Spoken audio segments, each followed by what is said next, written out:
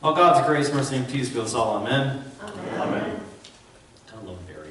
So, there's something good about being home for the holidays, that you be in your own place, in your own surroundings, and be surrounded with people. And one thing that happens during this season is that we have parties and gatherings, and sometimes too many, and sometimes that's our own fault, but they do happen. And when we set the table for the event that happens, that we have sort of something in mind.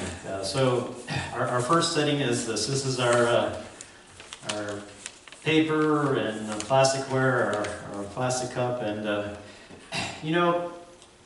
it's great to have our paperware, right?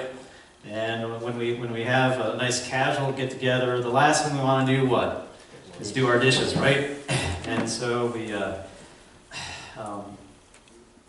our family uses paper plates, maybe a little even too often, but we're glad we have that. It's nice and disposable, and it's when it's on a Friday night, which our family, that's a pizza and a movie night, we pull out the paperware and the plastic. But then we move on from the paperware to the daily wear that's been in the dishwasher thousands upon times, and our daily silver and our kid-friendly cups. I'm sure you all recognize them, and that's good when you want to step up from the paper. You move on to the daily wear, and it gets good use. It's nice and sturdy, and you have no problems putting it in the dishwasher. It's dishwasher safe, and you know it's there. But then you have this, and this is the china. I had to sign my life away this morning to bring this here today, and we have the crystal and the silver. And that you pull out when it's a special event, right? That's a big day, because it's going to take labor, not just to set it up, but to clean it up, because that stuff.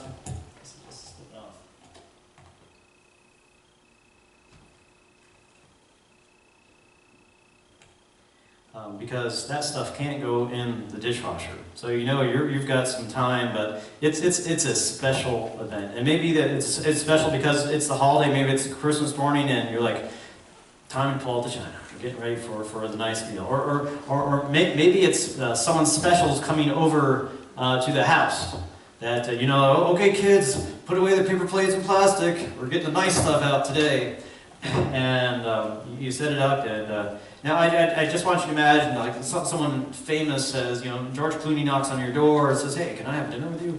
And so you're like, "Put the paper away, let's get the china out." Heidi Klum shows up, or a senator or a president, and you're like, "Okay, put this up, out of the way, and let's set up the nice stuff, because someone special is joining us." And today I want to share with you the fact that we get to have dinner with the King of Kings, and that's something incredible. And there's this text I want to share with you. It's from Ephesians 2, verse 6. It says this: "God raised us up with Christ. He has seated us with Him in His heavenly kingdom. That's because we belong to Jesus Christ." What an incredible thought that is, that we get to actually be seated next to Christ. Now, I want us to look past the manger, even look past the crown of thorns, and past the resurrection. I want for today to look past all that and see the throne of God, the King of Kings, sitting on His throne. And the most magnificent part of all this is that because of God's love, He's like, "Come, join me. Be at my table. Be by my side. And that's incredible. For us to be next to the place of honor. You're right next to the King of the universe. The one who spoke and the universe just happened. You get to be by his side. You're not delegated to the kiddie table. You're not delegated to the outside, just looking in and admiring all those on the inside. You get to be by the man of honor, by the King of Kings, by Jesus himself. What an amazing thought that is. That God has lifted us up to be alongside of Jesus at this great feast. So if that is our truth as believers, and it is, I think that changes the way we live out our world, or live out our days. So, I bought some invitations to come and be part of this feast. And I was going through thinking about, okay, who comes to this feast or who shouldn't come to this feast? And I want to talk about first what shouldn't come to the table.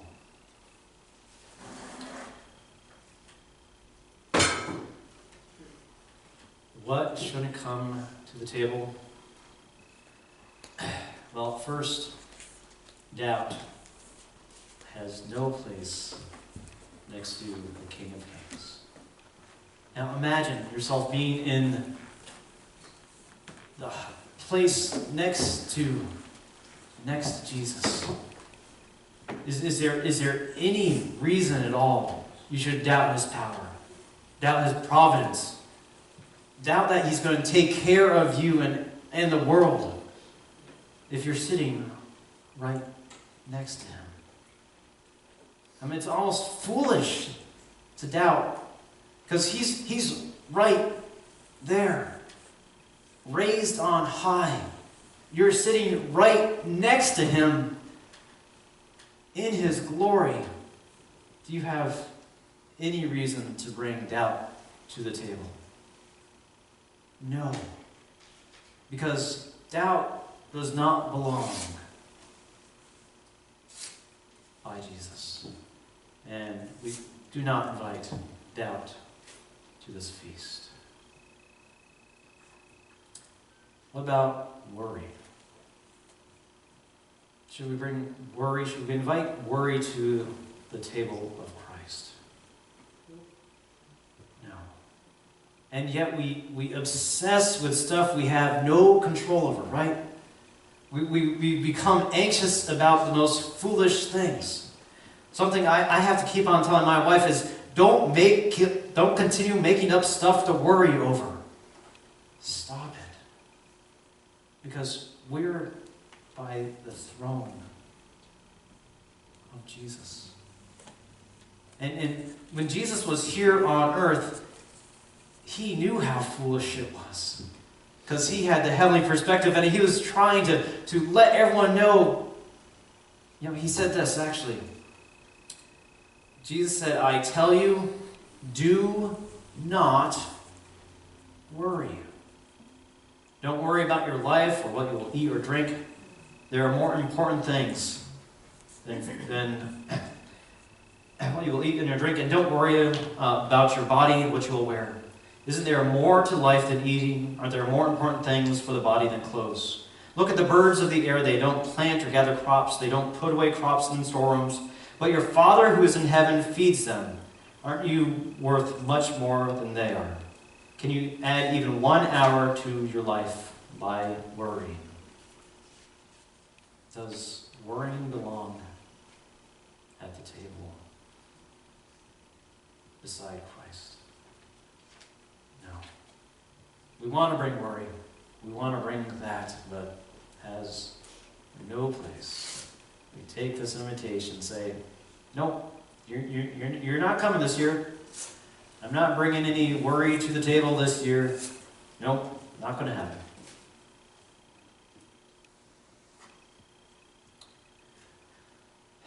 What about apathy?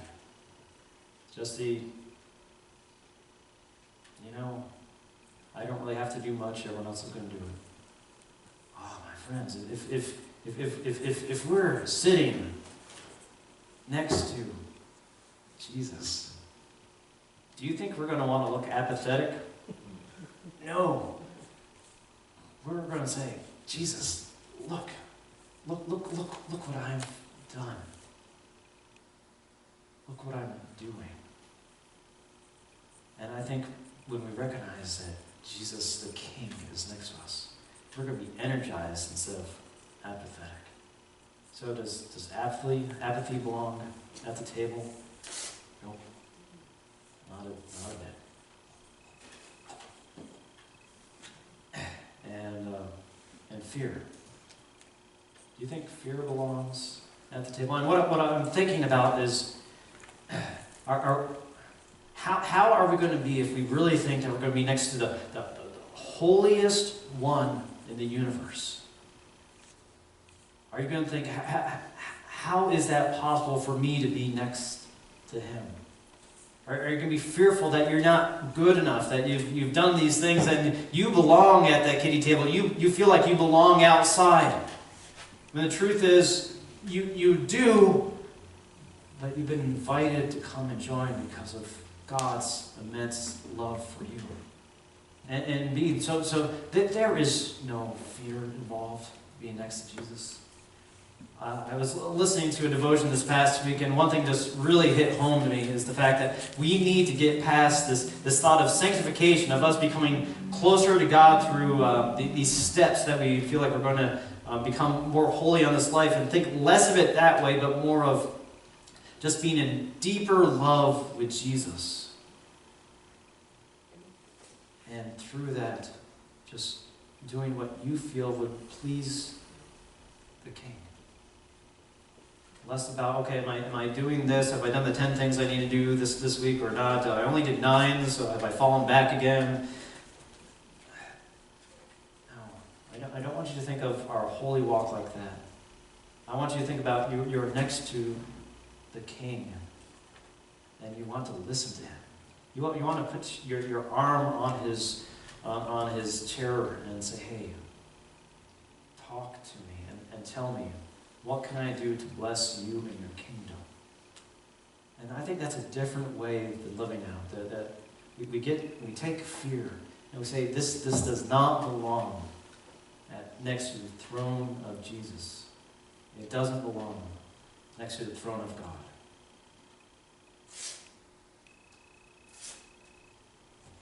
So, what does? What does belong at the throne? Well, we can certainly invite humility to the table. And I think that will be our reaction when we first meet Jesus face to face, right? We will be humbled. All that pride that we might have is long gone when we see Christ face to face in his throne. This text says this: at the time the disciples came to Jesus and they asked him, "Then who is the most important person in the kingdom of heaven?" Jesus called a little child over to him. He had a child stand among them. Jesus said, "What I'm about to tell you is true. You need to change and become like little children. If you don't, you will never enter the kingdom of heaven. Anyone who takes the humble position of this child is the most important in the kingdom of heaven. Anyone who welcomes a child like this one in my name welcomes me." So do we bring humility to the table of Christ? Yes. Peace. When we are next to the Son of God, we have peace in all things. No matter what happens, no matter your struggle, no matter your challenges, we have peace because we're next to King of Kings, the Lord of Lords, the Messiah, the Savior. We have nothing but peace when we recognize that we are next to him. And along with peace, we have unbelievable joy. Celebrating the fact that we are enjoying this meal. We're enjoying everything that is set out before us. We're by his side. And what a beautiful gift that is to have that joy now and forever. And you bring your best to the table.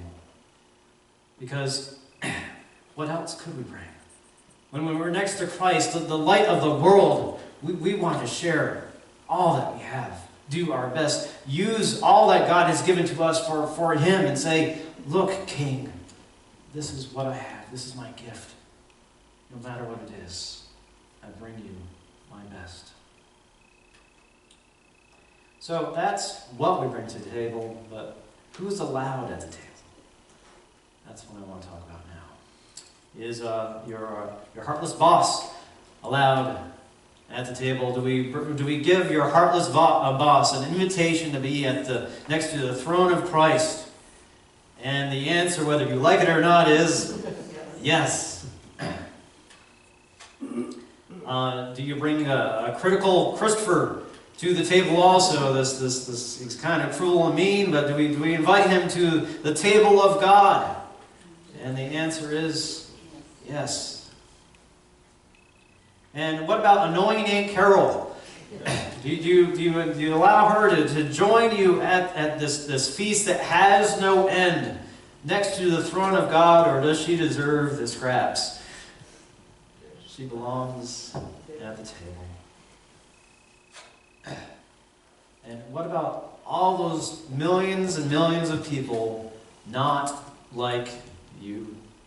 The ones who look differently, speak differently, smell differently, the ones who wear different clothes, have different backgrounds, who might be Buddhist or Islamic, or might have different color skin. Do they all belong at this table? Yes, they do. Yes, they do. There's this wonderful, and I want to close with this. There's this wonderful account in the Gospels called the Great Banquet. And I want to share that scripture. One of the people at the table with Jesus heard him say those things. So he said to Jesus, "Blessed is the one who will eat at the feast in God's kingdom." Jesus replied, "A certain man was preparing a great banquet. He invited many guests. Then the day of the banquet arrived. He sent his servant to those who had been invited. The servant told them, 'Come, everything is now ready for you.' But they all had the same idea. They began to make excuses. The first one said, 'I have just bought a field. I have to go and see it now. Please excuse me.' And another said, 'I have 5 pairs of oxen. I'm on my way to try them out. Please excuse me.' Still another said, 'I just got married, so I can't make it.' The servant came back and reported this to his master. Then the owner of the house became angry. He ordered his servant, 'Go out quickly to the streets and to the lanes of the town. Bring in those who are poor and bring also those who can't see or walk.' 'Sir,' the servant said, 'what you have ordered has been done, but there is still room.' Then the master told his servant, 'I want you to listen to this. Go out to the roads. Go out to the country lanes. Make the people come in. I want my house to be full.' I tell you, not one of those people who were invited will get a taste of my banquet." So, the first thing I have to say is a warning. Don't get caught up with all the stuff which doesn't matter. Don't get caught up with the glitter and the stuff that fades and rusts. Don't get caught up with this world. Because we have something so much greater for us than the temporary, doesn't bring any peace, joy, or happiness stuff of this world. We've all been invited to come and partake of this great banquet. But the world says, "Oh, this stuff here is so much better. This stuff here, oh, that'll be good for you." And then you realize, no, it's the opposite. So I just want you to have, let's say you're pinky out in the world and the rest of you in, ready to join the feast. And the second thing is, and this is sort of my last word, is go out and be those servants. Go out and run out to the country lanes and go find people, because God wants his house to be full. There is plenty of room at the table. And we're not going to run out of room. Go as far as you can and proclaim and say there's a great feast for all of us to share. Come and go and bring them in. Here's an example I want you to imagine. Imagine going and having the finest meal, and I need to pronounce this right, Steinhilber's. Steinhilber's? Did I get it? Which is this upscale steak place here in Virginia Beach. $100 plates, all this sort of stuff. Now imagine, while you're enjoying the meal, the host comes over and says, have you enjoyed this? You're like, yeah. The steak was amazing, the potatoes were perfect, the green beans were spot on, this is the best meal I've ever had. And the host says, well, since you enjoyed it so much, here's a coupon book with 10,000 coupons for you to get this same meal for free. And there's no way in your lifetime you're going to use all those coupons. So you have thousands upon thousands of free coupons enjoying the same meal, and all you have to do is do what? Say, here, have this. It's wonderful. Come and share. That's all it is this free coupon book of salvation. Come enjoy the feast with me. Come to the table. You're never going to run out of invitations. The table's never going to be full. There's always room by his side.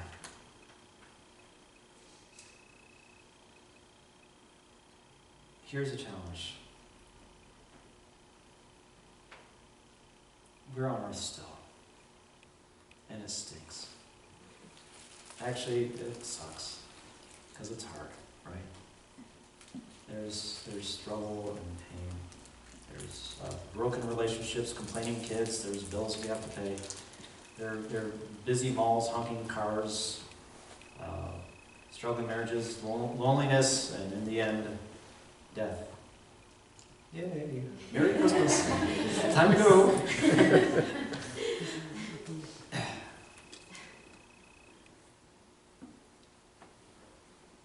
What we have now is we get every once in a while just a glimpse of what it's going to be. Scripture says this in Romans 8:22. We know that the whole creation has been groaning as in the pains of childbirth right up to this present time. Not only so, we ourselves who have been the first fruits of the Spirit groan inwardly as we eagerly wait for the adoption of the sonship, the redemption of our bodies. For in this hope we were saved. We were not meant to live these broken lives. We were not meant to these struggles. We were meant to be at the throne by his side. That's where we're supposed to be. And it's only through sin and the brokenness of this world we're in this. And so we groan, we wait for it to be by his side forever. And that's the hope we have now. That we realize he's with us now, but man, it's going to be incredible when we're by his throne in heaven forever. So, on Friday nights, pizza night, when you're using the paper plates, he's still on his throne, and you're still by his side. When you're having your spaghetti and meatballs and your garlic bread, he is by your side. Or when you're having a feast, or when you're all alone with your frozen dinner, he's there by your side. Or he's there when you're next to the bedside of someone you love at the hospital. The King of Kings is still there by your side. all eagerly await for that day. But until then, you go. Go out into the fields, go out to everyone and say, come. Come join this feast. It's too good not to miss. To this, children of God say, Amen.